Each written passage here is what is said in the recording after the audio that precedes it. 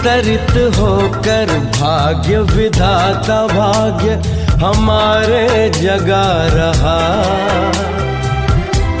परमात्म शक्तियों वरदानों को श्रद्धे स्वागतम, श्रद्धे स्वागतम। अभिनंदन समवेत समागत, अभिनंदन समवेत समागत। सुर नर मुनि अभ्यागतम, अभिवादनम श्रद्धे स्वागतम, श्रद्धे स्वागतम। अभिनंदन समवेत समागत, अभिनंदन समवेत समागत। गुण ज्ञानी अभ्यागतम, अभिवादनम श्रद्धे स्वागतम, श्रद्धे स्वागतम। ओम शांति दिलीप भाई। ओम शांति मिनेश भाई जी। वेलकम। कैसे हैं आप? बढ़िया हूँ, आप कैसे हैं? बस मुझे तो आपका वो गीत याद आ गया। अभी मैं सुभाष भाई से ही कि शाम को याद बात कर रहा था जी। तो वो गीत आपने यशोदास का बड़ौदा में गाया था बाजवा सेंटर के ओपनिंग के टाइम पे, और मैंने आपको बोला भी कि अगर आंख बंद करके सुने जी तो लगे कि यशोदास ने ही गाया है। एकदम खटोखट आपने गाया था। जी जी। तो प्यारे साथियों, आज हमारे साथ डॉक्टर दिलीप नलगे जी है। काफी विनम्रता आपकी विशेषता है, बहुत अच्छे आप गायक भी है। बड़ौदा से आपका अच्छा कनेक्शन रहा, बड़ौदा एज ए फैकल्टी आप आते थे, और वैसे मुंबई से, लेकिन इस वक्त मुंबई नहीं है। अभी कहाँ है आप? मुंबई? भोपाल। भोपाल में। भोपाल जी। तो वैसे मुंबई से, लेकिन इस वक्त अभी भोपाल है। भोपाल सेवा केंद्र से ही आप बोल रहे हैं अपनी सुख शांति भवन। सुख शांति में रहते हैं। दोनों प्रकार की सुख शांति में रहते हैं, स्थूल और सूक्ष्म दोनों प्रकार की सुख शांति में हमारे दिलीप भाई रहते हैं। तो आज आपका बहुत स्वागत है, और आज आपका अनुभव भी हम सुनेंगे। सिर्फ अनुभव नहीं सुनेंगे, और हमारे सुभाष भाई तो ये चाहते हैं कि शुरू में भी आप एक गीत गाओ और बाद में भी एक गीत गाओ।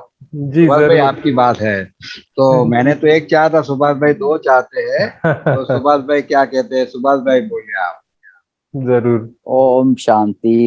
ये मैं समझता हूँ दिलीप भाई हमारे एवर रेडी है, एवर रेडी जी।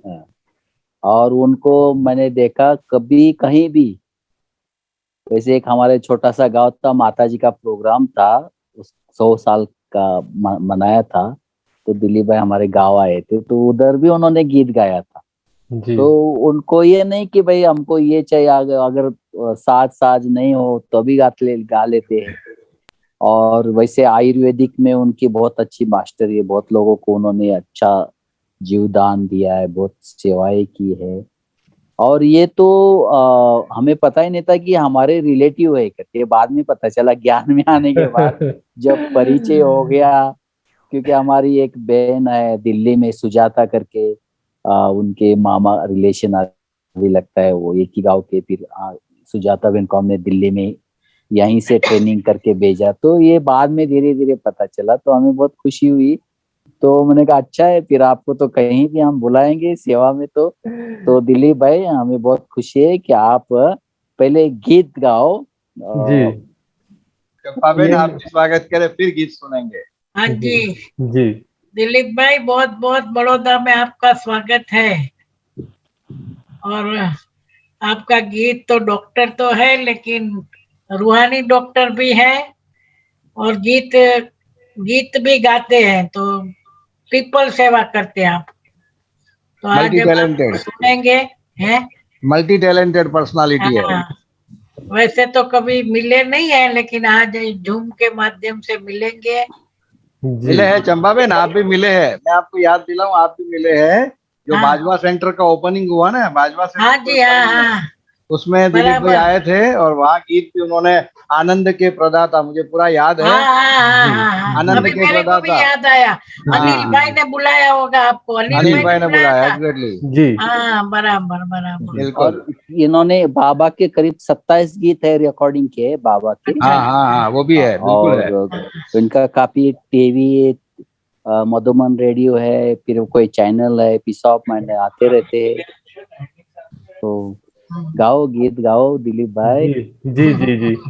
सबसे बहुत पहले बहुत तो स्वागत है, गीत जी गाओ भले। जी जी, ये मेरा परम सौभाग्य है कि जहाँ पर बहुत बड़े बड़े महारथी फॉरेन की जो बहनें हैं उन्होंने अपने अनुभव सुनाए हैं, वहाँ पे ये मुझे चांस आप सभी ने दिया है।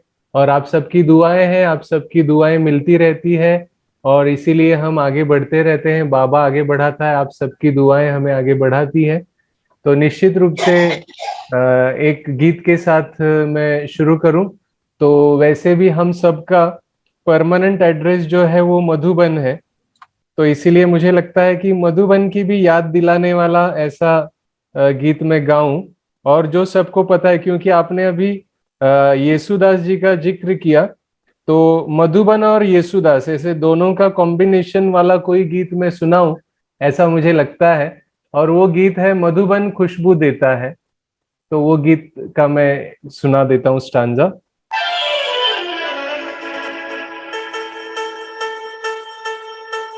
मधुबन खुशबू देता है, सागर सावन देता है, जीना उसका जीना है, जोरों को जीवन देता है, मधुबन खुशबू देता है।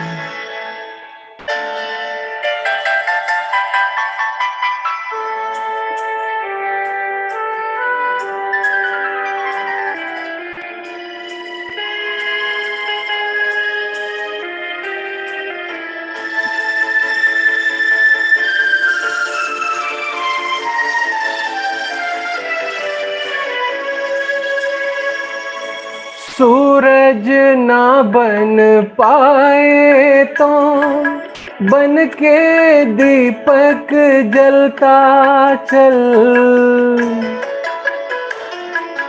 सूरज ना बन पाए तो बन के दीपक जलता चल, फूल मिले या अंगारे सच की राहों पे चलता चल, सच की राहों पे चलता चल, प्यार दिलों को देता है, अश्कों को दामन देता है, जीना उसका जीना है, जोरों को जीवन देता है, मधुबन खुशबू देता है।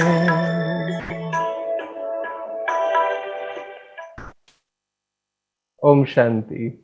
आज के इस अनुभव के सत्र में मुझे जैसे ही कल सुभाष भाई जी ने बताया कि आपको अपने जीवन के अनुभव शेयर करने हैं, तो निश्चित रूप से बाबा के जो अनुभव है कि कैसे मैं ज्ञान में आया, पहले कैसे था, कैसे परिस्थिति थी, तो जीवन जो है ये नेचुरली थोड़ा सा ऐसा था जीवन की। कुछ मैं अपना बैकग्राउंड बता दूं।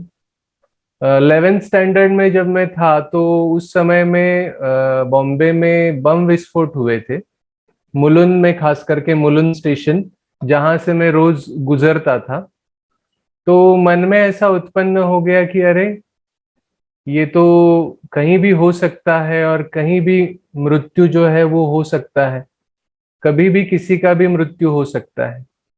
तो इस प्रकार की भावना मन में उत्पन्न हुई कि ये तो ऐसी परिस्थिति अगर बनी रही तो ये तो बहुत अनिश्चित है, जीवन तो बहुत अनिश्चित है। तो इस प्रकार से एक ऐसा लगता था कि भाई कभी भी मृत्यु आ सकता है, तो थोड़ा जिसको हम कहते हैं ना कि मृत्यु का एक भय, तो ऐसे एक सबकॉन्शियस माइंड में एक ऐसा रहता था कि भाई हम अभी घर से बाहर तो निकल रहे हैं, लेकिन पता नहीं कि वापस फिर पहुंचेंगे घर या नहीं पहुंचेंगे। तो इस प्रकार का एक उस वजह से मन में था। और फिर कुछ समय के बाद फिर मेरा आयुर्वेद में एडमिशन हुआ, और आयुर्वेद में एडमिशन भी ऐसी जगह पे हुआ जो महाराष्ट्र में तो था और मुंबई यूनिवर्सिटी का ही कॉलेज था, लेकिन वो गोवा की बॉर्डर उसके पास में थी। तो वहां पे जब हम गए, घर से दूर गए पहली बार, लगभग बॉम्बे से 13-14 घंटे की जर्नी थी, और घर से दूर रहते थे तो हॉस्टल का जो लाइफ होता है वो तो आप लोगों ने सुना ही होगा कि हॉस्टल में और बाहर रहने में किस प्रकार का लाइफ होता है। उस समय में तो रैगिंग वगैरह भी चलती थी, और सीनियर्स जो है वो फिर अपने हिसाब से कुछ सलाह देते थे, एडवाइस देते थे। तो वहां पे चूंकि गोवा की बाउंड्री पास में थी, तो उसका एक प्रभाव वहां के बच्चों पर ज्यादा था। खास करके वहां पे अल्कोहल और ये सब चीजें सस्ती मिलती है, तो 70% जो है वो उसमें लगे रहते थे, कुछ ना कुछ सेवन करते थे उस प्रकार की चीजें। और फिर जो भी नया आता था उसको भी वो अपने उसमें खींचने की कोशिश करते थे, और बल्कि वो समझाते थे कि अरे तुमको अगर डॉक्टर बनना है तो ये सब सीखना होगा, क्योंकि तुम बाद में पार्टीज अटेंड करोगे, तो ये तुमको आना चाहिए, ये सब चीजें आनी चाहिए। तो ये इस प्रकार से, ऐसा जैसे बाबा कहते हैं ना, जैसा संग वैसा रंग, तो फिर ऑटोमेटिकली हम उनके प्रभाव में, क्योंकि सीनियर्स होते हैं, वो हमें पढ़ाई में भी हेल्प करते हैं, सब प्रकार से उनकी मदद मिलती है, तो फिर कुछ हद तक उनकी बातें हमें माननी पड़ती है। तो उस हिसाब से थोड़ा वो एक प्रभाव, न चाहते हुए भी, माना ऐसा लगता था कि ये सब तो गलत है, लेकिन फिर हमारे जो भी साथ में थे रहने वाले, तो सब लोग थोड़ा सोचते थे कि अरे ये करके देखने में क्या हर्जा है, थोड़ा टेस्ट करके देखने में क्या हर्जा है। तो ऐसा करते करते कुछ हद तक उसके प्रभाव में हम आने लग गए थे। और फिर भाई थोड़ा ये सिगरेट स्मोकिंग करके भी देखने में क्या हर्जा है, ऐसा करके वो चीजें जैसे धीरे धीरे एंटर करने लगी थी लाइफ में। लेकिन बिल्कुल सही समय पे बाबा ने हाथ पकड़ा। सेकेंड ईयर की एग्जाम देके मैं घर गया था, और घर जाके मैंने देखा तो हमारी माताजी में काफी परिवर्तन है, और माताजी किचन में किसी को आने नहीं दे रही हैं बिना नहाए। पहले तो ऐसा नहीं चलता था। और मैंने कहा ये कहाँ के रूल आपने लाए हैं, क्या, ये कैसी, माना कहाँ से आप ये सब नियम लाए हो कि बिना नहाए किचन में आप नहीं आना है, ये सब। मैंने पूछा तो पता चला कि माताजी जो है वो मेडिटेशन का कोर्स उन्होंने किया 7 डेज का, और उसके बाद फिर मैंने कहा ये पता नहीं क्या सिखाया माता जी को। तो उन्होंने कहा अरे आप भी कर लो 7 दिन का कोर्स, और ये बड़ा अच्छा है, और आपको बड़ा शांति मिलेगी इससे। तो मैंने कहा मैंने तो बहुत संस्थाएं देखी है, मैं तो वैसे पहले भी गीता पढ़ता था। हमारे आयुर्वेद में तो संस्कृत से संबंधित बहुत सारी चीजें, सारा साइंस ही जो है वो हमारा संस्कृत में ही होता है, सारे ग्रंथ वगैरह। तो भगवत गीता पढ़ता भी था, और गीता पढ़ता था, मुझे सुकून मिलता था, मन शांत हो जाता था। मेरा पहले ऐसा एक संस्कार था कि बहुत जल्दी मैं टेंशन में आ जाता था, और वो टेंशन चेहरे पर रिफ्लेक्ट होता था, चेहरा दिखाई देता था कि अरे ये बहुत टेंशन में है। तो इस प्रकार से था, और इसीलिए फिर कुछ ना कुछ थोड़ी हेल्थ समस्याएं भी बनी रहती थी, जैसे मुंह में बार बार छाले हो जाते थे, मन थोड़ा अशांत सा रहता था। मन में ऐसा आता था कि भगवान है क्या इस दुनिया में, अगर है तो फिर हम कैसे मिल सकते हैं, ऐसे भी आता था। फिर मन में ही आता था कि अरे लोग कहते हैं कि भगवान तो सब जगह है, अगर सब जगह है तो दुनिया का इतना डाउनफॉल क्यों हो रहा है, ये सब चीजें थी। और फिर खान पान भी जैसे तामसिक था, क्योंकि जैसे सावंतवाड़ी जैसी जगह पे रहते थे, वहां पे नॉनवेज का भी प्रभाव ज्यादा था, तो वो भी चीजें खाने में आती थी। और फिर जो जैसे मैंने आपको बताया कि अल्कोहल, स्मोकिंग, ये सब चीजों का एक इम्पैक्ट, तो इस प्रकार के तामसिक वातावरण में था। तो ऐसा लगता था कि अरे दुनिया तो इतना डाउनफॉल हो रहा है, और ये क्या नई बात क्या बताएंगे। तो इसलिए मैंने पहले तो ध्यान नहीं दिया माता जी की बातों पे, क्योंकि मुझे लगता था कि मैं तो साइंस का स्टूडेंट हूँ और ये तो सब अंधश्रद्धा वाली बातें हैं। इसके पहले मैं स्वाध्याय परिवार में गया था। वो जो उनके दादाजी परम पूज्य पांडुरंग शास्त्री आठवले, उनका जब अमृत महोत्सव था थाना में गडकरी रंगायतन में, वहां पे मैंने गीत भी गाया था उनके सामने। तो इसीलिए मुझे अनुभव तो था कुछ आध्यात्मिक संस्थाओं का। मुझे लगा वैसा ही होगा ये, और क्या नया होगा। तो फिर भी माता जी ने छोड़ा नहीं। माता जी मुझे पुश करती रही कि अभी तुम्हें छुट्टी है और ये फ्री में सिखा रहे हैं, तो तुम्हें जाने में क्या हर्जा है, कुछ सुनने में क्या हर्जा है। तो मुझे ऐसा लगा कि चलो जाके देखते तो है कि क्या है ये। तो मैं गया, और मुझे लगता है दिवाली की छुट्टियों पर मैं गया था घर में। तो फिर सेंटर पर गया। जैसे ही मैं सेंटर पर कदम रखा तो मुझे एक अलौकिक वातावरण का अनुभव हुआ। ऐसा लगा कि एक बहुत ही अलग चीज है, और बहुत अच्छा लगा वहां पे। केवल स्वच्छता की बात नहीं, लेकिन वहां पे एक अलग ही महसूसता हुई। और जैसे ही कोर्स शुरू हुआ, तो सबसे पहले तो वो एक भाई थे, उन्होंने मुझे कोर्स देना प्रारंभ किया। और मैं शाम के समय में जाता था कोर्स करने, क्योंकि मेरा लाइफस्टाइल ऐसा था कि मैं रात को जाग सकता था पढ़ने के लिए। ऐसे आदत हो गई थी, रात को जितना मर्जी, चाहे 1 बजे 2 बजे 3 बजे तक भी मैं जाग सकता हूँ। लेकिन सुबह उठने का मेरा वो नहीं था। सुबह उठने की आदत नहीं थी। सुबह मेरा 8 बजे का टाइमिंग रहता था उठने का। कभी 7 बजे उठ जाऊं तो मुझे लगता था कि अरे आज मैं जल्दी उठ गया। तो इस प्रकार का जीवन था। तो वहां पे जो भाई जी थे, उन्होंने कोर्स कराना शुरू किया। सबसे पहले आत्मा का पाठ। तो आत्मा का पाठ जैसे ही सुना तो इतना अच्छा लगा मुझे कि मैं शरीर नहीं, लेकिन एक अजर अमर अविनाशी चैतन्य शक्ति आत्मा हूं। क्योंकि मेरे अंदर, मैंने जैसे बताया ना कि एक सबकॉन्शियस में एक थोड़ा सा ये रहता था कि अरे आजकल इतनी मौतें हो रही है, रास्ते चलते भी किसी का एक्सीडेंट हो जाता है, कहीं पर भी कोई शरीर छोड़ सकता है, तो मेरे साथ भी ऐसा हो सकता है। ये मृत्यु का भय एक बना रहता था। लेकिन ये जो पहले दिन का जो पार्ट था कि मैं शरीर नहीं हूं, लेकिन इस शरीर को चलाने वाली एक अजर अमर अविनाशी चैतन्य शक्ति हूं, एक सत्ता हूं, तो ये सुनने से मुझे बड़ा अच्छा लगा। फिर और दूसरे दिन मुझे परमात्मा का परिचय मिला। तो उसमें सबसे अच्छी मुझे बात लगी कि परमात्मा सर्वव्यापक नहीं है, लेकिन परमात्मा परम धाम निवासी है। तो ये बात मुझे बिल्कुल जच गई, क्योंकि मुझे भी ऐसा लगता था कि परमात्मा सर्वव्यापक तो नहीं हो सकते हैं, क्योंकि अगर वो सर्वव्यापक है तो ये दुनिया का इतना डाउनफॉल नहीं होना चाहिए। तो इस प्रकार से ये भी, जैसे जैसे मैं वो ज्ञान सुनता गया, 7 दिन के अंदर, केवल 7 दिन के कोर्स में मुझे ऐसा लगा कि मेरे अंदर 50% ट्रांसफॉर्मेशन आ गया। केवल 7 दिन के कोर्स में जो परिवर्तन मैं लाना चाहता था जीवन में, लेकिन वो परिवर्तन नहीं आ पा रहा था, मुझे ऐसा लगा कि वो केवल 7 दिन के कोर्स में 50% ट्रांसफॉर्मेशन मुझे आ गया। तो फिर और मैंने सोचा अभी 7 दिन हो गए तो पूरा हो गया। तो उन्होंने कहा कि फिर उन्होंने मुझे कुछ एक किताब दी, मनोबल एवं मनसा सेवा, और एक क्लास दी सुनने के लिए, कैसेट दी, सूरज भाई जी की थी, संकल्प शक्ति के ऊपर। तो मैंने वो सुना और उसको मैं फिर प्रयोग करने लगा, क्योंकि मनोबल एवं मनसा सेवा में सारे योग के प्रयोग बताए हैं। तो जैसे जैसे मैं पढ़ता गया, वैसे वैसे मैं उसको प्रयोग करके देखता गया, और मैंने देखा कि अरे जैसे हम सोच रहे हैं ऐसे सब चीजें हो रही है प्रैक्टिकल में। तो बड़ा अच्छा लगा। और एक उन्होंने मुझे बात बताई थी। उन्होंने मुझे बताया कि आप सुबह जल्दी उठ के अगर इस मेडिटेशन को करेंगे तो आपको बहुत अच्छा लगेगा। अब मुझे जल्दी उठने की तो आदत थी नहीं, लेकिन मुझे, जब मैं शाम को भी करता था तो भी मुझे बड़ा अच्छा लगता था।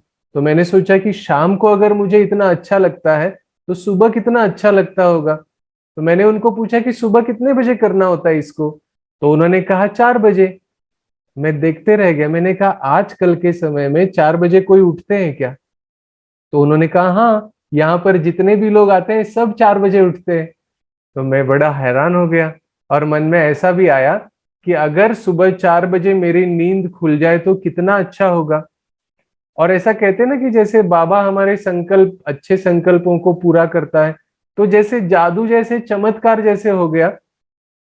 एक दिन माना ऐसे हो गया कि मेरी नींद खुल गई। मुझे ऐसा लगा कि मेरी नींद एकदम पूरी हो गई है, एकदम कंप्लीट हो गई है। और मुझे ऐसा लगा शायद 7 या 8 बज रहे होंगे, लेकिन उठ के मैंने देखा तो बाहर पूरा अंधेरा था। घड़ी में देखा तो 4 बज रहे हैं। तो मुझे ऐसा लगा कि अरे, वो तो भाई ने बताया था कि 4 बजे उठ के आप मेडिटेशन करना। तो मेरे पास मेडिटेशन का बल्ब था, वो छोटा सा जो 8-10 रुपए में मिलता है। तो वो मैंने लगाया और मैं बैठ गया।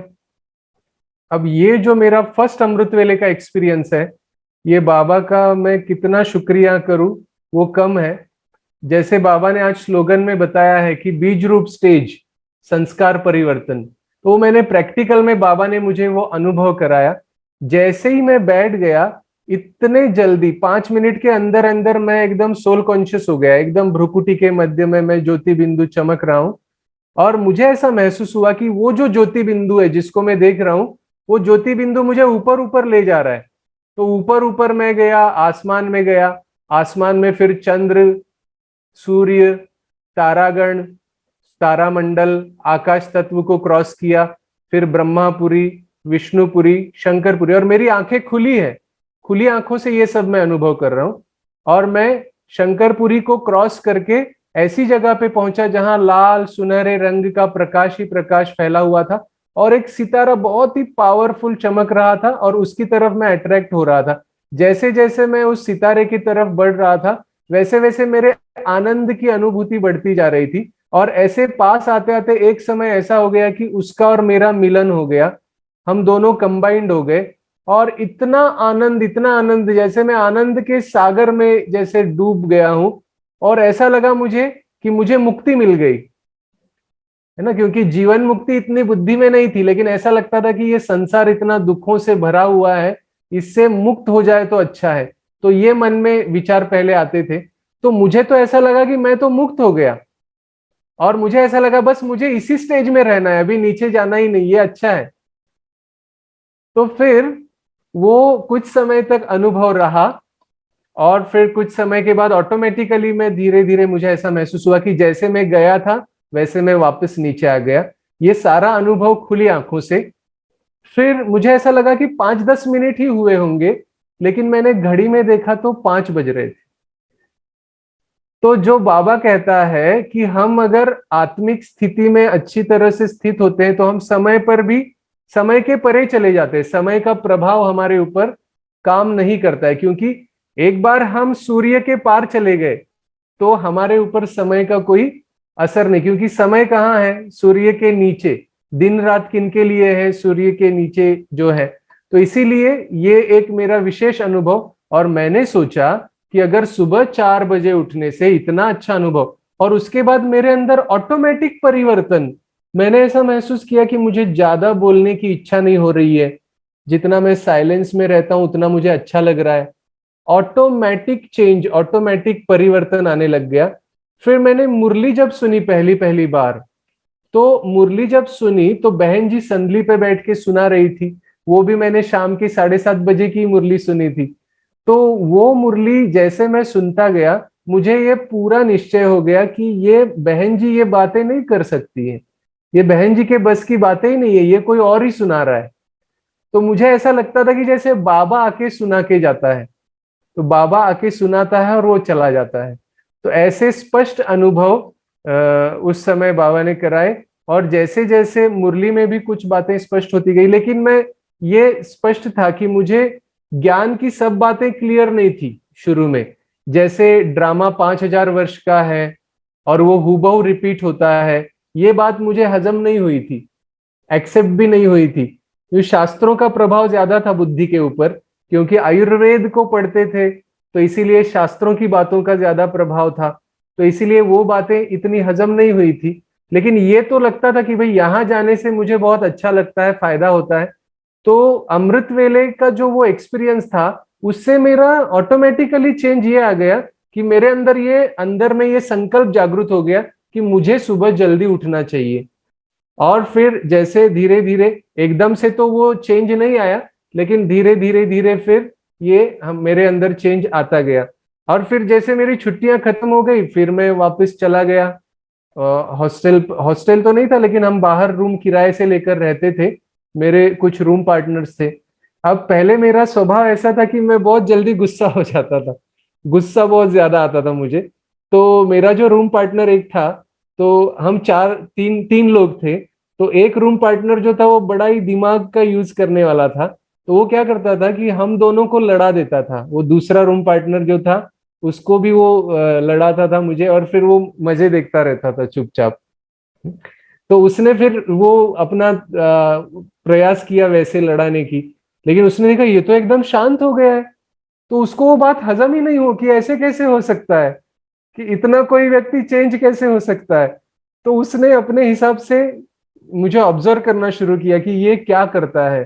तो उसने देखा कि ये सुबह सुबह उठ के ये एक रेड बल्ब जो है ये जलाता है, और ये कुछ देखता रहता है उसको, और सुबह जल्दी भी उठने लग गया है। तो उसको फिर धीरे धीरे वो बात समझ में आने लग गई कि अच्छा ये कहीं ना कहीं जुड़ गया है। फिर उसने मुझे पूछा, फिर मैंने उसको भी बताया, फिर उसको भी मैं सेंटर पर लेके गया। लेकिन हर एक का अपना अपना पार्ट होता है। उसने हालांकि कोर्स तो कर लिया, लेकिन फिर आगे कुछ वो मानता तो है, लेकिन उतना फिर आगे वो कंटिन्यू नहीं कर पाया। तो उस प्रकार से मैंने देखा कि जब तक मैं बाहर था तो खान पान का जो है नियम वो उतना फॉलो नहीं कर पा रहा था, क्योंकि बाहर मेस में खाना पड़ता था। लेकिन अंदर में ये रहता जरूर था कि अपना भोजन सात्विक होना चाहिए। तो जैसे ही मेरा बीएमएस कंप्लीट हुआ और मैं घर वापस आया, फिर सारी धारणाएं मेरी जो है वो शुरू हो गई वहां से एकदम, कि भोजन सात्विक भोजन, बिना प्याज लहसुन का भोजन, ये सारी धारणाएं। और फिर मुरली, क्योंकि फिर मुरली भी मैं जाने लग गया।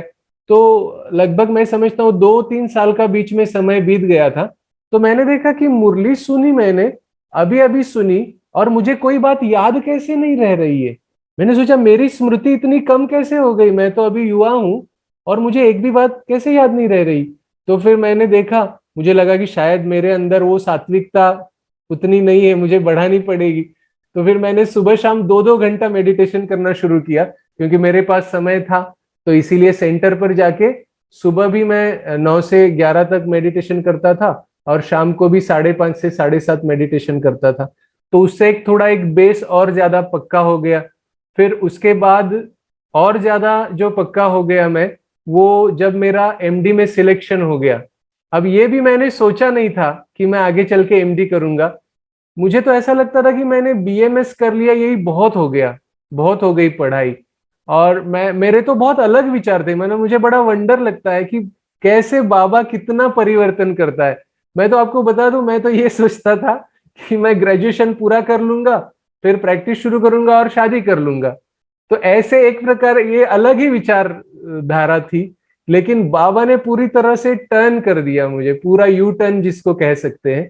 तो जैसे ग्रेजुएशन पूरा हो गया, फिर ग्रेजुएशन पूरा होने के बाद मेरे सामने क्वेश्चन मार्क था कि मुझे क्या करना चाहिए, प्रैक्टिस करनी चाहिए या फिर मुझे एमडी करना चाहिए, क्या करना चाहिए। और एमडी करने जैसे कोई खास हालात नहीं थे, वैसे कुछ खास परफॉर्मेंस भी मेरा नहीं था बीएमएस में कि जिसके बल पे मुझे एमडी में एडमिशन मिले, इसलिए मैंने ऐसा सोचा नहीं था। लेकिन कहते हैं कि हम कुछ और सोचते हैं और बाबा का कुछ और प्लानिंग होता है। तो उसी हिसाब से मेरा केईएम हॉस्पिटल में एक ही पोस्ट थी आयुर्वेद की, वहां पे एक रिसर्च वार्ड था वहां पे। और केईएम हॉस्पिटल तो बॉम्बे का सबसे अच्छा हॉस्पिटल, तो वहां पे मेरा सिलेक्शन हो गया। ये भी बाबा ने ही चमत्कार करवाया, और वहां सिलेक्शन हो गया। वहां पे मैंने ज्वाइन किया, और ज्वाइन करने के बाद फिर वहां पे एक सीनियर मुझे मिली। उन्होंने मुझे गाइड किया कि अरे आपको तो एमडी करना चाहिए, आपका नॉलेज अच्छा है, आपके कंसेप्ट क्लियर है। और उस समय मैं सुबह सुबह अमृत वेला करके जाता था जॉब पे। जाने के लिए मुझे 1-1.5 घंटा लगता था, आने में 1-1.5 घंटा लगता था। उस समय याद की मस्ती में बहुत रहते थे हम, इतना नशे में रहते थे, नशा चढ़ा हुआ रहता था। तो वो जो सीनियर थी, एक बार उनको उनके सीनियर ने डांट दिया। उनकी सीनियर माना उस समय डॉक्टर शरदिनी डहाणुकर, बहुत फेमस नाम है, केईएम में फार्माकोलॉजी डिपार्टमेंट की हेड थी। उन्होंने आयुर्वेद में काफी रिसर्च किया है। तो उन्होंने उनको डांटा किसी कारण से। अब वो गुस्से से लाल पीली होके मेरे तरफ आ गई, क्योंकि एक नियम होता है कि सीनियर अगर डांटता है हमें तो वो अपने जूनियर को डांट देता है, वरना उसको ट्रांसफर कर देता है गुस्से को। तो वो गुस्से में एकदम आग बबूला होके मेरे सामने आ गए और मैं याद की मस्ती में बैठा हुआ था। तो वो आ गई और उनको पता ही नहीं चला कि उनका गुस्सा, वो गुस्सा कर ही नहीं पाई। उनको इतना वंडर लगा। तो उसके बाद से वो इतनी प्रभावित हो गई, जैसे मानो एकदम वो मुझे बार बार पूछती थी कि अरे आप क्या करते हो, आप कहाँ जाते हो, आप क्या। और मैं खुद ही कंफर्म नहीं था। मुझे मुरली की कई बातें जो है वो अभी भी उतनी क्लियर नहीं थी। मुझे लगता था, जब भी मैं सुनता था कि गीता का भगवान शिव है, कृष्ण नहीं है, बाबा सीधे सीधे बोलता था, मुझे लगता था कोई कृष्ण भक्त आके सुनेगा तो वो तो हंगामा खड़ा कर देगा, ये कैसी बातें बता रहे हैं। तो ऐसे मुझे, तो इसीलिए मैं किसी को बताता नहीं था कि मैं ब्रह्मा कुमारीज में जाता हूँ, या मैं कुछ नहीं बोलता था, मैं चुप रहता था, साइलेंस में रहता था। तो मैंने देखा कि उसके बाद से उनके अंदर इतना परिवर्तन आ गया, जैसे वो मेरी भक्त एकदम बन गई, और वो मना एकदम मानने लग गई मुझे कि नहीं, ये तो बहुत ही अच्छा व्यक्ति है। तो ये बाबा का ही चमत्कार था, क्योंकि बाबा कहते हैं कि आप अगर मेरी याद में रहोगे तो फिर सारी जिम्मेवारी मेरी है। तो मुझे तो उस समय ऐसे बुद्धि जैसे परम धाम में जैसे लटकी हुई रहती थी, और ऐसा लगता था कि अभी ये दुनिया तो अभी जाने वाली है, ज्यादा समय रहने वाली नहीं है। विनाश इतना बुद्धि में बैठ गया था कि एकदम वैराग्य दुनिया से, कि ये तो दुनिया सारी अभी खत्म होने वाली, ये जो दिख रहा है ये सारा नष्ट होने वाला है। तो ये एकदम पक्का रहता था बुद्धि में। तो बुद्धि ऐसे परम धाम में लटकी रहती थी। तो उससे बाबा ने फिर कई ऐसे अनुभव कराए, और एमडी में मेरा जो सिलेक्शन हुआ वो भी वंडरफुल बात है। मुझे खुद को ही इतना आश्चर्य लगता है कि मैंने ना तो अलग से कोई ज्यादा पढ़ाई की, मैं तो जॉब कर रहा, सुबह 9 बजे से लेकर 5 बजे तक मेरा जॉब रहता था केईम हॉस्पिटल में। जाता था, घर से निकलता था मैं 7:30 पौने 8 बजे, घर पहुंचता था 6:30 बजे के आसपास।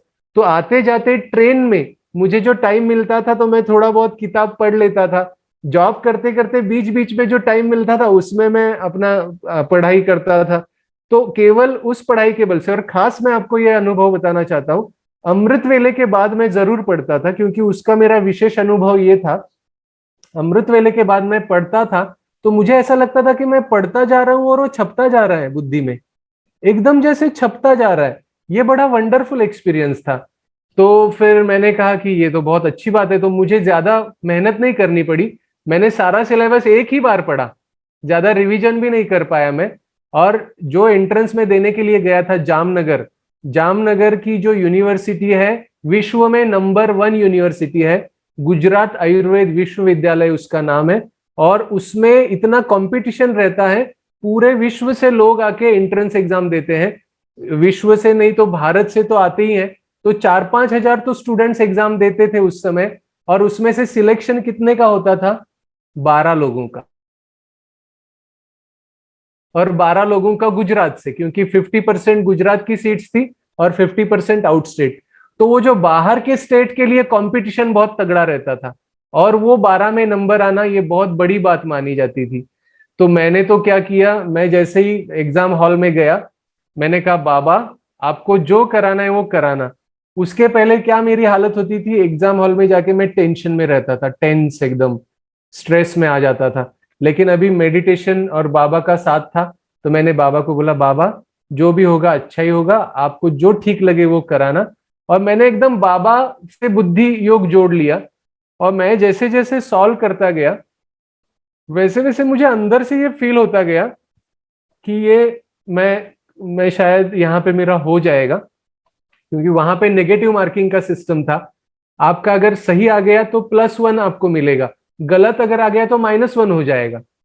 तो इसीलिए आपको जिनमें कॉन्फिडेंस है वही आपको अटेम्प्ट करने हैं। तो उस प्रकार से मैंने सारे किए, और फिर बाद में कुछ समय के बाद रिजल्ट भी आया और पता चला कि मेरा सिलेक्शन हो गया। और मैं आपको बता दूं, वहां पे सिलेक्शन होने के लिए 2-2 साल तक बच्चे सब कुछ छोड़ के केवल और केवल पढ़ाई करते हैं।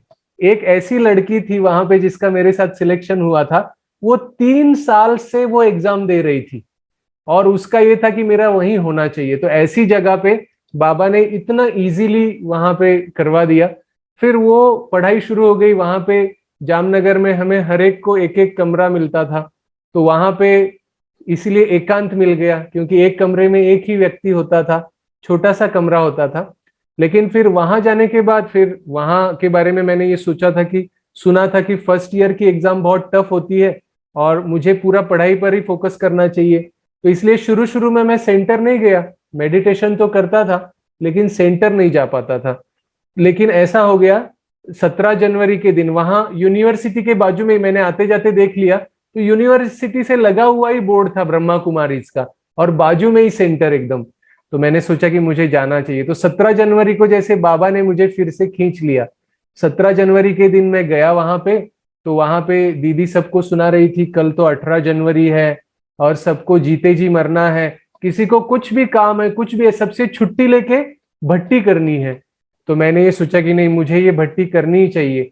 तो फिर मैंने छुट्टी लेके 18 जनवरी के दिन पूरे दिन भट्टी की और उसके बाद से जो नियम से मेरी मुरली क्लास शुरू हो गई, मैंने कहा कि अब मुझे किसी भी हालत में ये छोड़ना ही नहीं, कुछ भी होए, चाहे एग्जाम आ जाए कुछ भी हो जाए, मुझे ये छोड़ना ही नहीं है।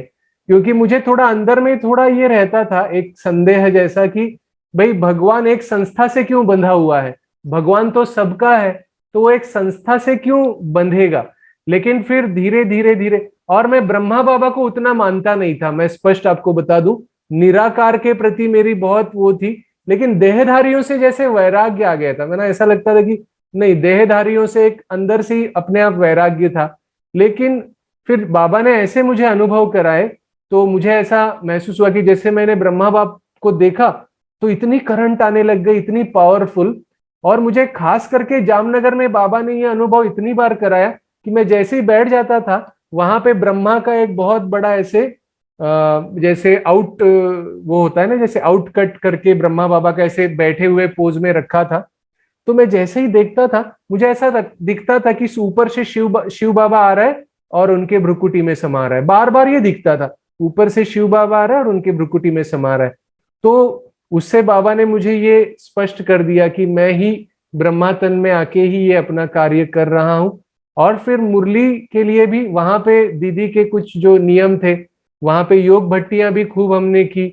और दीदी वहां की जो थी सुषमा दीदी जी, उन्होंने भी हमें इतना पक्का किया कि भाई कुमार लाइफ कितनी महत्वपूर्ण है, ब्रह्मचर्य का कितना, उसमें बहुत उन्होंने पक्का किया हमको। तो मुरली और जो दिनचर्या है उसमें हम एकदम पक्के हो गए वहां पे कि भाई सुबह अमृत वेला जो है वो 3:30 बजे से उठ के बाबा को याद करना है, उसके बाद ही फिर सब कुछ करना है। फिर मैं कभी कभी तो 2 बजे भी उठ जाता था, तो मैं देखता था कि बाकी सारे दोस्त हमारे जाग रहे हैं, उनका सोने का टाइम होता था वो और मेरा जागने का टाइम होता था। फिर अमृत वेले योग करके फिर उसके बाद पढ़ाई, तो उससे मैंने देखा कि प्रोग्रेस ही होती गई दिनों दिन। और फिर मैं ज्यादा दूसरे जो बच्चे थे उनके साथ मिक्सअप नहीं होता था, क्योंकि फिर उनके अलग अलग विषय होते थे और उसमें मैंने कहा कि हमें अपने आप को बचा के रखना है, तो मैं अपने कमरे में ही रहता था। तो 2 ही चीजें होती थी, या तो पढ़ाई या तो बाबा की याद, तीसरी कोई बात ही नहीं। पढ़ के बोर हो गए तो मेडिटेशन करने लग गए। उस समय तो वो एक छोटा सा टेप मैंने लिया हुआ था और ऑडियो कैसेट, स्नेह मोती की बहुत फेमस, बहुत अच्छे लगते थे गीत, तो स्नेह मोती की ऑडियो कैसेट लगा दी और बैठ गए। और मेरे पास तो बाबा का फोटो नहीं था, वो ज्ञानामृत में, जनवरी के ज्ञानामृत में बाबा का जो ब्रह्मा बाबा का एक फोटो था उसको मैंने कट करके सामने लगा दिया था। तो फिर वो उसके ऊपर मैं मेडिटेशन करता था और ऐसे खो जाता था। बहुत सुंदर सुंदर अनुभव बाबा ने, क्योंकि एकांत मिलता था पूरी तरह से। तो अंदर से जो भी गीत भी आते थे तो सबसे पहला मेरा श्रोता गीतों का है वो बाबा है। मैं ऐसा महसूस करता था कि बाबा है, पल पल मेरे साथ में है, और मैं बाबा को सुना देता था कि बाबा ये गीत वो गीत, ऐसे जो भी मुझे लगता था वो मैं बाबा को सुनाता था। फिर उसके बाद मैंने देखा कि बाबा ने मुझे ज्ञान योग में तो पक्का किया ही, फिर धीरे धीरे सेवाओं में भी बाबा ने मुझे थोड़ा थोड़ा आगे बढ़ाना शुरू किया। लेकिन जामनगर में जो हमारी पालना हुई वो खास करके ज्ञान योग की बहुत अच्छी पालना हुई। और उसके बाद फिर मेरा जो जाना हुआ एमडी पूरा होने के बाद, तो एमडी होने के बाद मेरे सामने ये क्वेश्चन मार्क था कि अब मुझे क्या करना है, प्रैक्टिस करनी है या टीचिंग करना है। तो फिर जुलाई महीने में डॉक्टर्स का सेमिनार हुआ करता था ज्ञान सरोवर में, तो उसमें मैं गया।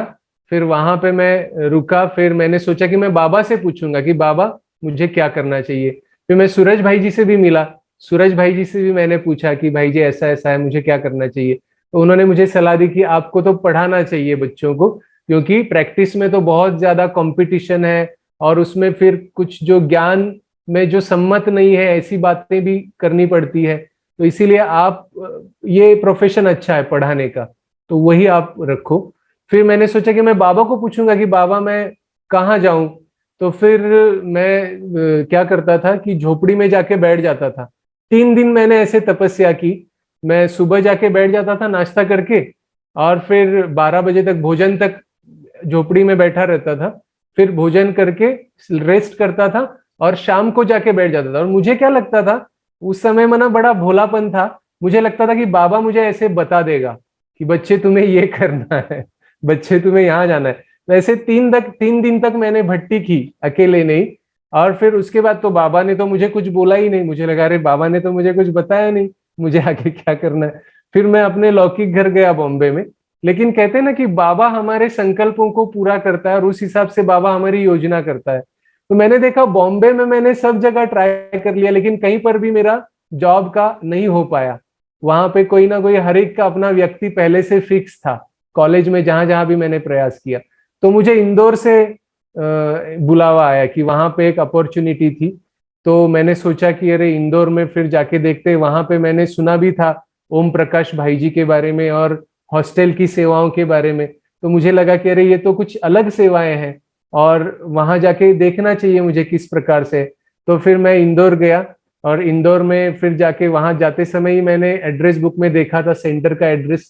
तो वहां रामबाग के सेंटर का एड्रेस मुझे मिला था, और फिर मैंने वो कॉलेज ज्वाइन किया। और फिर भोजन मैं सेंटर पे करता था। तो शुरू शुरू में सेंटर से सहयोग लिया। फिर वहां पे पास में ही एक कमरा लेके फिर वहां मैं खुद अपने हाथों से भोजन बनाने लग गया। ये भी बड़ी वंडरफुल बात है कि मैंने अपने लौकिक जीवन में कभी भोजन बनाने का सोचा भी नहीं था। मैं कहता था कि ये तो बहनों का काम है, ये भाइयों का थोड़ी काम है, ये भोजन वोजन बनाना, ये किचन में कोई इंटरेस्ट नहीं। लेकिन बाबा ने देखो इतना वंडर किया, इतना चेंज किया। तो बाबा को जैसे जैसे जैसे मैंने जामनगर में ही भोजन बनाना शुरू कर दिया था अपने हाथ से। तो बाबा जैसे बोलता था कि बच्चे अपने हाथ से बनाना है, तो मैंने कहा कुछ भी हो जाए मुझे अपने हाथ से बनाना है। अब वहां पे क्या था, एक इलेक्ट्रिक का सिगड़ी थी वहां पे, बाकी कुछ नहीं था। अलाउ नहीं था, गैस वगैरह रखना अलाउ नहीं था।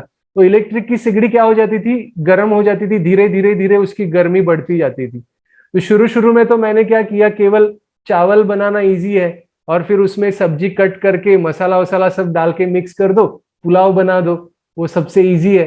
तो लगभग मैं 8, 10, 15 दिन मैं पुलाव ही बनाता रहा, सुबह शाम वही खाना है। लेकिन बस मुझे अब बाहर का नहीं खाना है। भले ही मेस में, हमारा जो मेस था वहां जो बनाती थी उनको मैंने बताया था वो बिना प्याज लहसुन का भी बना लेती थी, लेकिन मुझे अंदर में आया नहीं, मुझे अब योग युक्त हाथों का ही खाना है, तो मुझे अपने हाथ से बना हुआ ही खाना है। फिर धीरे धीरे वहां पे डॉक्टर अनिल भाई थे, अभी जो जिक्र हुआ ना, डॉक्टर अनिल भाई जामनगर में थे। तो मैं देखता था उनको, तो मुझे बहुत प्रेरणा मिलती थी। डॉक्टर अनिल भाई, डॉक्टर वसंत भाई, ये इतने डॉक्टर हैं और इतना अच्छे से चल रहे हैं। फिर एक बार मेरी उनके साथ भी बातचीत हुई, तो उनको पता चला कि मैं घर में बना रहा हूँ ऐसे रूम में। तो उन्होंने कहा अरे हमारे यहाँ पे माता जी आती हैं जो सेंटर पर रेगुलरली आती थी, और वीडो थी वो, लेकिन बहुत अच्छी पक्की बाबा की बच्ची थी, और वहां पे वो भोजन बनाती थी। तो उन्होंने मुझे कहा कि आप दोपहर का और शाम रात का भोजन हमारे यहाँ आके किया करो। फिर मैं उनके यहाँ जाने लगा, तो वहां पे काफी सारे कुमार भी आते थे। तो ऐसे वहां पर ये कुछ ज्ञान की धारणाएं बहुत पक्की हो गई कि मुझे, तो मैंने देखा कि हमारा संकल्प जब पक्का होता है तो बाबा हमें बहुत मदद करता है। तो जैसे मैं इंदौर भी गया, तो इंदौर में भी अपने हाथों से बनाना शुरू किया। फिर जहां पे मैं पढ़ाता था वो कॉलेज में बच्चों ने मैनेजमेंट के खिलाफ आंदोलन किया था कुछ समय पहले ही। तो जो भी नया टीचर आता था ना, उसको वो भगा देते थे, कुछ भी करके भगाना है नए टीचर को। तो उन्होंने देखा कि ये नया टीचर आया है, तो उन्होंने अपने कारनामे करना शुरू किया। लेकिन हमारे साथ तो बाबा होता है, बाबा की शक्ति होती है। तो मैं बहुत शांत रहता था, कोई रिएक्ट नहीं करता था। बस केवल मैं इतना कुछ दिनों में उनके नाम जान गया कि किसका क्या नाम है। तो मैं फिर जैसे मुझे लगता था कि ये कुछ कर रहा है, मस्ती कर रहा है, तो मैं उसका नाम लेके उसको खड़ा करता था और उसको कुछ क्वेश्चन पूछता था। और फिर मैंने ये करना शुरू किया। उस समय एक किताब पब्लिश हुई थी, सोच नई जीवन दृष्टि इस नाम से। तो मैंने उससे कुछ कहानियां, कुछ उसके पैरा पढ़ के सुनाना उनको शुरू किया। कुछ अच्छी अच्छी पॉजिटिव बातें भी बीच बीच में सुनाना शुरू किया। फिर यूथ विंग का एक कोर्स, पॉजिटिव चेंज कोर्स, सकारात्मक परिवर्तन पाठ्यक्रम, तो वहां पास में ही सेंटर था, वहां की बहन जी से बात करके और मैनेजमेंट से बात करके बहन जी का वहां पे 7 दिन का प्रोग्राम करवाया, सकारात्मक परिवर्तन पाठ्यक्रम। तो वो होने के बाद बहुत अच्छा प्रभाव पड़ा और वहां 50 बच्चे थे, उसमें से 45 बच्चों ने सेंटर पर जाके 7 दिन का कोर्स किया। तो ये बात भाई जी तक भी पहुंच गई। तो भाई जी ने फिर बहन जी को कहा कि कौन है वो भाई जो आए हैं मुंबई से। फिर बहन जी ने भाई जी से भी परिचय करवाया। तो फिर भाई जी ने कुछ दिनों के बाद मुझे ऐसा ऑफर दिया कि आपको यहीं पे आके रहना है और यहाँ से ही आपका जो भी जॉब है लौकिक वो करना है। तो 15 अगस्त 2005 के दिन मैं बाबा के घर में रहने के लिए गया और 15 अगस्त 2005 से फिर भाई जी का भी मुझे गाइडेंस, क्योंकि भाई जी काफी अनुभवी कुमार, बहुत पुराने यज्ञ के, तो उनका गाइडेंस मिलने, तो सेवाओं की ट्रेनिंग मेरी वहां पे हुई। ज्ञान योग की जामनगर में अच्छी हुई और सेवाएं कैसी करनी है, ये सारी चीजें भाई जी से बहुत सीखने को मिली। बहुत भाई जी ने आगे बढ़ाया। वहां पर फिर भाई जी ने काउंसलिंग सेंटर खोला। उन्होंने मुझे पूछा कि क्या आप काउंसलिंग कर सकते हो? तो बाबा की श्रीमत है ना कि हर बात में बच्चे जी जी, हाँ जी करो। तो मैंने वो हाँ जी का पाठ पक्का था, मैंने कहा जी भाई जी कर सकता हूँ। तो मैंने देखा कि जी हाँ जी करने पर बाबा सब मदद कर देता था, तो मैंने तो कह दिया कि हाँ कर सकता हूँ। तो कैसे करूंगा? तो मैं कैड प्रोग्राम में भी जाता था पहले, डॉक्टर सतीश गुप्ता जी के हार्ट के प्रोग्राम में। तो वहां पर मैंने बहुत सारी चीजें देखी थी, सीखी थी। तो उसके आधार पे मैंने एक 7 दिन का ऐसा बना दिया कि काउंसलिंग उस आधार पर की जा सकती है। तो फिर ये काउंसलिंग शुरू हो गया। तो काउंसलिंग में फिर एक बैच में 10-10 जितने आते थे लोग। फिर भाई जी ने देखा कि अरे कभी कभी तो 1 या 2 ही लोग आ रहे हैं और उनके ऊपर भी उतनी मेहनत करनी पड़ रही है। तो भाई जी ने कहा कि आप क्या शिविर कर सकते हो? आप 50-100 लोगों के सामने ये सुना सकते हो? मैंने कहा जी भाई जी सुना सकता हूँ। तो फिर वो पहला प्रोग्राम हुआ दिसंबर में 2005 में। उसका नाम भी भाई जी ने ही रखा, कर लो स्वास्थ्य मुट्ठी में। तो स्वास्थ्य विषय की ये प्रोग्राम सबसे पहला 2005 में इंदौर में हुआ और वो सभी बहनों को बहुत पसंद आ गया। 5 दिन का वो प्रोग्राम था और सभी को बहुत पसंद आ गया। तो सभी बहनें कहने लगी कि हमारे यहाँ रखो, हमारे यहाँ रखो। फिर वो सुमित्रा बहन जी थी छावनी की, वहां पे भी वो रखा। फिर अलग अलग जगह पे, बहुत सारी जगह पे, जैसे जैसे फिर प्रोग्राम होते गए तो अनुभव भी बढ़ता गया और लोगों को भी बहुत अच्छे अच्छे अनुभव होते थे। है ना, कई ऐसे लोगों के अनुभव होते थे कि जैसे ये कोर्स करने के बाद उनके अंदर एक तो मेडिटेशन का इंपॉर्टेंस बहुत अच्छी तरह से बैठ जाता था कि राजयोग मेडिटेशन कितना इंपॉर्टेंट है हमारे लिए।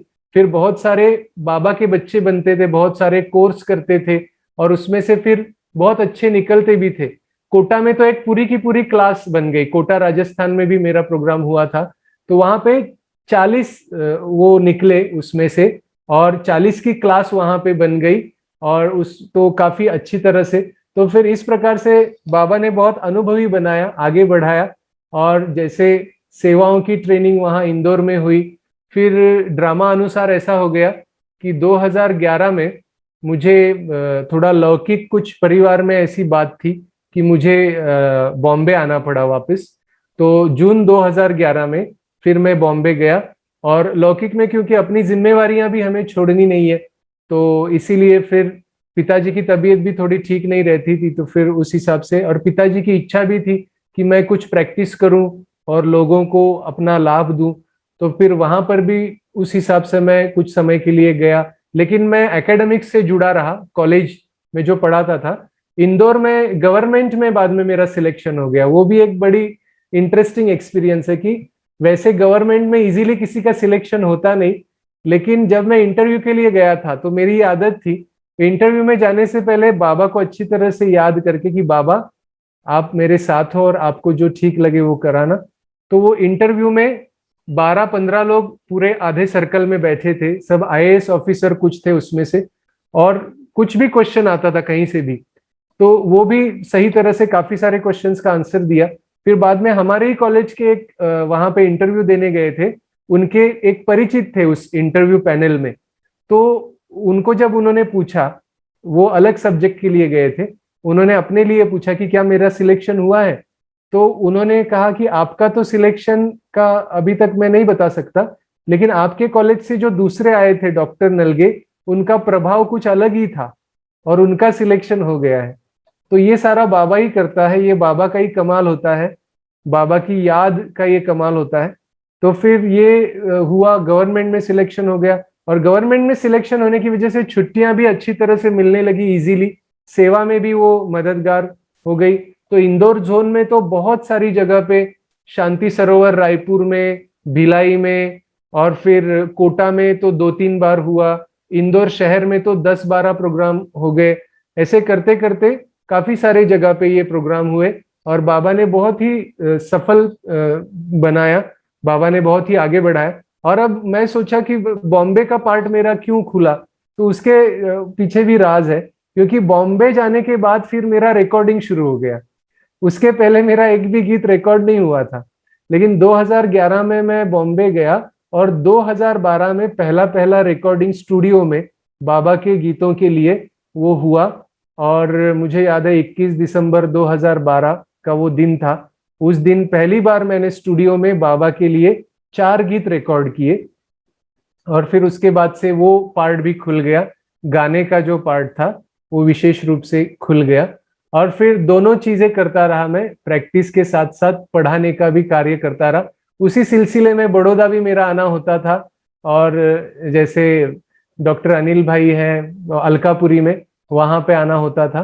तो इस प्रकार से अभी, लेकिन मेरा पूरा इंटरेस्ट जो है वो शुरू से एकेडमिक्स में ही ज्यादा था, कि बच्चों को पढ़ाना, बच्चों के साथ कनेक्शन में रहना, क्योंकि उनकी सेवा उस बहाने होती थी, उनको संदेश देना उस माध्यम से। तो इसलिए वो ज्यादा अच्छा लगता था, क्योंकि ये पढ़ाने की वजह से ही मेरे अंदर एक कॉन्फिडेंस आ गया। और ये एक नहीं तो मेरे अंदर ये था नहीं, मैंने कभी सोचा नहीं था कि मैं इतनी जगह जाके भाषण करूंगा, गीत गाऊंगा, आगे चल के साधना सरगम, सुरेश वाडकर, मोहम्मद अजीज जैसे बड़े सिंगर्स के साथ मेरी सीडी निकलेगी, मुझे गाने का चांस मिलेगा, ये कभी नहीं सोचा था। लेकिन ये सब बाबा का कमाल है। और अभी लॉकडाउन में भी देखो, ये बाबा ने मुझे अभी भोपाल में पहुंचा दिया, अपने घर में इतना जैसे अपने गोद में बिठा लिया। ये अभी मार्च में ही मैंने ज्वाइन किया, 18 मार्च से। तो तब से सुख शांति भवन में इतना सुख शांति का अनुभव, बाहर कोरोना चल रहा है लेकिन यहाँ एक अलग ही माहौल में, अलग ही वातावरण में, और बाबा ने कॉलेज इतना पास में दिया, 5 मिनट की दूरी पर यहाँ से कॉलेज है। तो यहाँ से तुरंत जाओ कॉलेज, कॉलेज से फटाफट आओ, दोपहर का भोजन भी करने के लिए मैं यहाँ आ जाता हूँ, आराम से भोजन करके चला जाता हूँ। और कॉलेज के जो मैनेजमेंट के जो ट्रस्टी हैं, जो मालिक हैं, वो भी मधुबन होके आ चुके हैं, तो वो भी आते रहते हैं प्रोग्राम्स में। तो इस प्रकार से बाबा बहुत अपने बच्चों का ख्याल रखता है। और भले ही कुछ ना कुछ परिस्थितियां आती है, जैसे मेरे सामने भी आई, क्योंकि जैसे मैं बॉम्बे गया तो पिताजी जो है वो उतने वो नहीं थे, दूसरों के प्रभाव में आ जाते थे, तो वो मेरे पीछे थोड़े थे कि आप शादी करो, शादी करो। तो अब कैसे कैसे क्या करें, मुझे तो पवित्र जीवन बिताना है और ये पक्का संकल्प था। तो अब कैसे, सीधे सीधे अगर ना बोलेंगे तो वो फोर्स उनका बढ़ जाएगा, प्रेशर बढ़ जाएगा। तो मैंने सीधे मना नहीं किया उनको, मैंने कहा कि चलो युक्ति का प्रयोग करते हैं। तो मैंने ठीक है कहा। फिर उसके बाद में 1-2 जगह पे मैं देखने के लिए भी गया था, लेकिन मैं बाबा को बोल के जाता था कि बाबा देखो, आप मेरी लाज रखो, आप मुझे बचाओ। तो ड्रामा अनुसार ऐसा हो गया कि 2-3 जगह देखने को गया भी, लेकिन फिर कुछ ना कुछ ऐसी बातें हो गई कि वो हो नहीं पाया। और फिर 24 दिसंबर 2012, मैंने जैसे हम 15 दिसंबर को बाबा मिलन करके मधुबन से आए वापस, मैं, माताजी और पिताजी, और पिताजी ने 24 दिसंबर 2012 को शरीर छोड़ दिया। फिर उसके बाद फिर बाद में आगे फिर अलग अलग प्रोग्राम्स भी होते रहे, चैनल्स पे भी प्रोग्राम होते गए, और भी कई सारे गीत रिकॉर्ड हो गए। तो ऐसे करते करते मैंने देखा है कि जीवन में परिस्थितियां भले ही आती हैं, लेकिन युक्ति से हमें चलना होता है, युक्ति से मुक्ति मिलती है और अपने आप को हम बचा भी सकते हैं। वैसे बाबा के अनुभव अगर सुनाने जाओ तो बहुत उसकी माना कोई अंत नहीं है, क्योंकि मुझे एक माना वो भी एक्सपीरियंस आपके साथ शेयर करना था, लेकिन टाइम अभी पूरा हो रहा है, कि पूरा आत्मिक स्थिति का अनुभव, माना मैं आत्मा इस शरीर से कंप्लीटली अलग हूँ, कंप्लीटली डिटैच, जिसको आउट ऑफ बॉडी एक्सपीरियंस कहते हैं, वो अनुभव भी बाबा ने मुझे कराया। वो कैसे कराया, कभी आगे कभी अगर ऐसा मौका मिलेगा तो जरूर शेयर करेंगे। तो वो भी बड़ा वंडरफुल एक्सपीरियंस था। तो मैंने ये देखा है कि जो हमारे शुभ संकल्प है, शुभ भावनाएं हैं, ये बाबा जरूर पूरा करते हैं, और बाबा अपने बच्चों का हर कदम पर ख्याल रखते हैं। लेकिन हिम्मत का कदम हमें उठाना होता है। हिम्मत है बच्चे, मदद है बाप। मदद तो मिलेगी, लेकिन पहली कंडीशन ये है कि हिम्मत का कदम हमारा होना चाहिए। ठीक है, तो समय अभी पूरा हो रहा है, तो इसलिए मैं यहाँ पर अपनी वाणी को विराम देता हूँ। ओम शांति। ओम शांति। वाह, क्या कहे दिलीप भाई। जी डॉक्टर दिलीप भाई कहे या दिलीप भाई कहे? अब तो दिलीप भाई कहेंगे। बस दिलीप भाई हमारे लिए तो भाई है ना। जी ठीक बिल्कुल। है, डॉक्टर भी है, लेकिन नजदीकी रिश्ता भाई वाला है। जी तो आपके अनुभव सुन करके बहुत खुशी हुई, जी और ये समझ में आता है कि आपने अपने आप पर बहुत ध्यान दिया है, बहुत अपने आप को संभाला है, बचाया है और संवारा है। जी बचाया भी और अपने आप को संवारा भी है। फिर चाहे वो जामनगर हो, चाहे इंदौर हो, चाहे मुंबई हो, लेकिन अपने आप पर अटेंशन रखा है। और ज्ञान योग में आपकी रुचि पहले से रही, और बाबा भी आपको एक्स्ट्रा मदद करता रहा। बाबा ने आपको विशेष तौर से खींचा है अपनी ओर, और आप खींचते चले भी गए हो। तो ये बहुत विशेष सौभाग्य की बात है। तो खुशी हुई, और एक गीत भी सुनना है, लेकिन पहले सुभाष भाई अपने मन की बात रखे जी। बाद में। सुभाष भाई।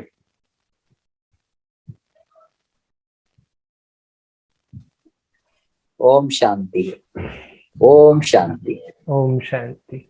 देखो बाबा के रत्न कहाँ का छुपे बैठे, बाबा कैसे निकाल देता है यार। और निमित हमारे मिनेश भाई बनते हैं। वो बोलते और एक डुबकी लगा और कोई मिल जाएगा, और एक डुबकी लगा और कोई मिल जाएगा। तो हम डुबकी लगाते रहते, तो कोई ना कोई रतन हाथ में लग जाता है, तो हम दिनेश भाई के पास पहुंचा देते। तो उनके पास पहुंचाने से सारी दुनिया को मिल जाता है उसका अनुभव। ये तो सुभाष भाई छीन लिया गया, दिलीप भाई को तो छीन लिया। हमारे लिस्ट में थे सुभाष भाई। कोई बात नहीं, ठीक है, बढ़िया, बहुत अच्छा। मजाक कर रहा हूँ, मजाक कर रहा हूँ। नहीं नहीं, बहुत अच्छा है। तो देखो ऐसे कुछ मैं माइंड में कोई ऐसे रखता हूँ इमरजेंसी काम, एवर रेडी वाले। नहीं नहीं, तो जी एवर बिल्कुल। रेडी में हमारे दिलीप भाई भी आ गए, तो अच्छा है। जी फिर उनका भी सुनाएंगे। जो जो बहन को 10वीं क्लास की बहन है, उसको मलेशिया की एम्बेसडर बनाई। वो बाबा की हाँ, कैसी कमाल है, एक दिन के यस लिए। यस वो, यस। हाँ, वो भी हमारे गांव के पास की थी, तो मेरा बहुत था, लेकिन वो आज नहीं हो पाया, वो उसका फिर करेंगे। तो बहुत अच्छा, सभी को सभी लोग कितना प्यार से सुनते हैं, और इस बहाने सब लोग मधुबन आ जाते हैं, है ना। चलो बराबर है। कुछ सुनाओ गीत भी तभी। जी, और एक बात बताना चाहता हूँ। जैसे मैं शिविर कराता था ना, स्वास्थ्य शिविर, तो मेरे पास बहुत सारे बाबा के बच्चे आते थे कि ये हमें प्रॉब्लम है, वो प्रॉब्लम है। अब मुझे प्रैक्टिस तो नहीं करता था, तो मुझे ऐसा लगता था कि बाबा मुझे प्रैक्टिस का भी एक्सपीरियंस होना चाहिए, ताकि मैं सबको एडवाइस दे पाऊँ। बाबा के बच्चों की ये शुभ भावना थी कि उनको मैं मदद कर पाऊँ। तो बाबा ने वो अनुभव भी मुझे दे दिया ड्रामा अनुसार। तो अभी मैं देखता हूँ कि उस हिसाब से भी सेवा अच्छी हो जाती है, क्योंकि उनको फिर शारीरिक व्याधियों में भी थोड़ी सलाह मिल जाती है। क्योंकि आजकल ऐसा है ना कि बहुत सारे हैं, डॉक्टर्स तो हैं, लेकिन इस फील्ड में भी सही सलाह मिले, हाँ, और उस हिसाब से, और आयुर्वेद में खास करके। तो इसीलिए फिर वो भी एक मैं सौभाग्य मानता हूँ कि बाबा ने वो भी मुझे एक्सपोजर दिया। तो अभी एक गीत सुनाता हूँ मैं। ये बहुत फेवरेट सॉन्ग है मेरा, और जहां भी जाता हूँ, खास करके जब मुझे थोड़े समय में ज्ञान सुना और टाइम कम है, तो ये गीत सुना देता हूं मैं। क्योंकि इस गीत में आत्मा है, परमात्मा है, परम धाम है, सतयुग है, और ये दुनियावी गीत है। कमाल की बात तो ये है, हाँ, इसमें सेल्फ रियलाइजेशन है, सेल्फ ट्रांसफॉर्मेशन भी है। और गीत साथ के साथ शब्द, सब लोग सब योग भी करेंगे साथ साथ जी आपके। जी, ये गीत के शब्द है लागा चुनरी में दाग। अच्छा अच्छा। जी। हाँ,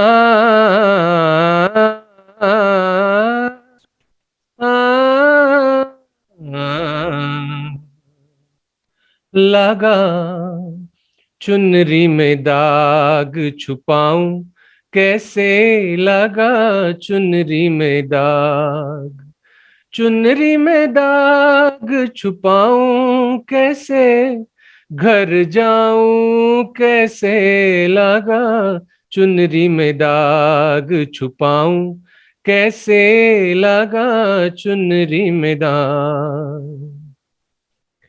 हो गई मैली मोरी चुनरिया, कोरे बदन सी कोरी चुनरिया, हो गई मैली मोरी चुनरिया, कोरे बदन सी कोरी चुनरिया, हाँ जाके बाबुल से नजरें मिलाऊं कैसे, घर जाऊं कैसे लगा, चुनरी में दाग छुपाऊं कैसे लगा, चुनरी में दाग।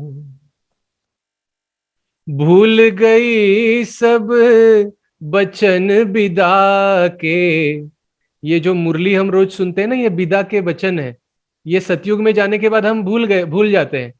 भूल गई सब बचन विदा के, खो गई मैं ससुराल में आके, भूल गई सब बचन विदा के, खो गई मैं ससुराल में आके, हाँ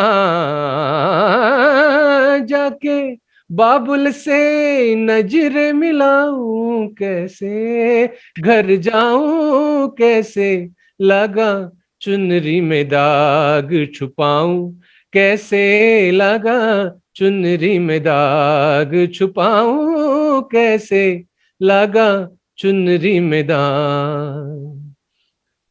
कोरी चुनरी आत्मा मोरी मैल है माया जाल, आत्मा मोरी मैल है माया जाल, वो दुनिया मोरे ये दुनिया,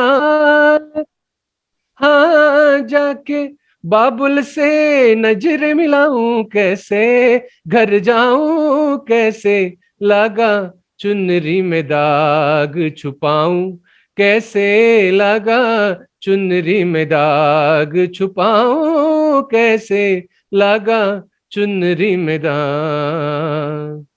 अब दाग तो लग गया, अब क्या करें? तो दाग को साफ करने की विधि है राजयोग मेडिटेशन। 7 दिन का मेडिटेशन में आप दाग साफ करना सीख जाएंगे और आपका जीवन बन जाएगा खुशियों का तराना। कैसे? जैसे इस गीत के बाद जो तराना है उसको सुनने से हमें खुशी का अनुभव होता है।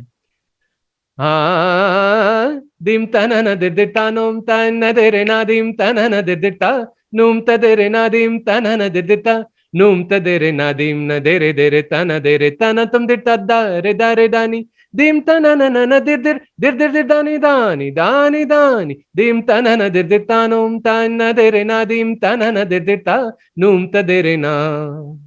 सप्त सुरनती नकड़ाम बंसी बाज रे सनि सनि निध निध ध प प म म ग मध ग म म ग रे सा धद कीर्त चरण धरन धरत पाद परत नई परन झांझर झन के झन नन नन नन न दिम तनोम नन नन तन तन नादिम तन न दितानोम तन दरे नादिम तन न दिता नुम तदरे नादिम तन न दिता न दिरे तुम दिरे दिरे दिम तन न न न दिम तन न न न दिम तन न न न दिरे तुम तन न न दिरे तुम तन न न दिरे तुम तन न न ना दिरे तुम दिरे ना दिरे तुम दिरे दिरे तुम दिरे तुम दिरे तुम दिरे तुम दे तुम तो दे तुम तो दे तुम तो दे तुम तो ददरुम तकड़ान था दादरुम तकड़ान था दादरुम तकड़ान था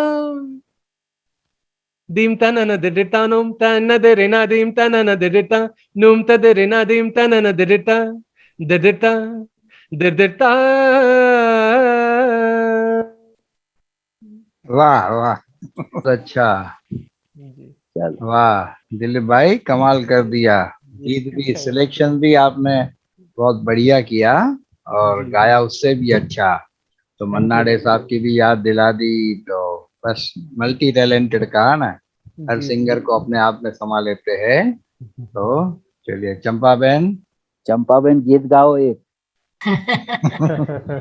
संपर्क बेन गीत सुगा से भाई ना गीत, आपका गीत सुन के क्या गीत गाएंगे, आपने तो इतना अच्छा गीत सुनाया।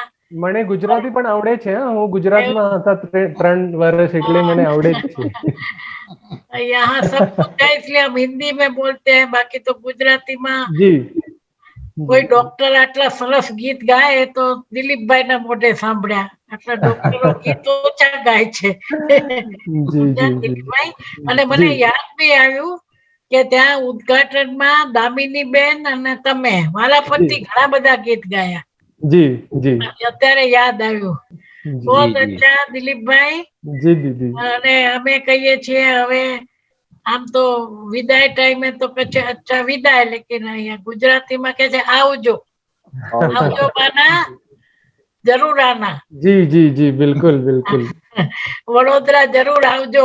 આવ્યા તો છો જ, પણ અમારી સાથે આજે પહેલી જ વાર જોઈન્ટ થયા છો. જી જી અલીબાગમાં જરૂર આવજો, જી બિલકુલ જરૂર. નિમંત્રણ છે. જી ओके, तो चलिए अभी पूरा करते हैं, ठीक है? ओके जी ओके. चुनरी में दाग छुपाऊं कैसे लगा, भाई सब एक हाथ खड़ा करके धन्यवाद करें। चुनरी में दाग